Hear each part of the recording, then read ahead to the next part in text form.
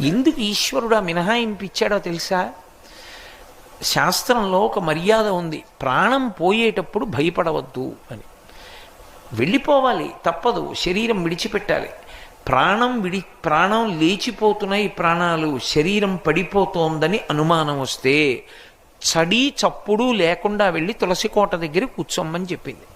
తులసికోట దగ్గర కూర్చుని తులసికోట మొదట్లో ఉన్నటువంటి మన్ను నల్లపూసంత చేసుకుని ముందు నోట్లో వేసేసుకోవాలి. అలా వేసుకుంటే ఏమవుతుందంటే ఆ క్షణం వరకు చేసిన పాపములు నశించిపోతాయి. తీర్థస్నానం అయిపోయింది. ఈ బ్రహ్మాండములలో ఉన్న సమస్త తీర్థముల యందు గురుంకులిడ్డాడు. ఇప్పుడు తులసి కోటను ఒకసారి ముట్టుకుంటాడు ఇలా చెట్టుని. ఎందుకో తెలుసా? యన్మూలే సర్వతీర్థాని యన్మధ్యే సర్వదేవతై.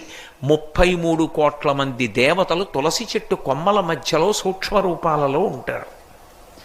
అందుకని తులసి చెట్టు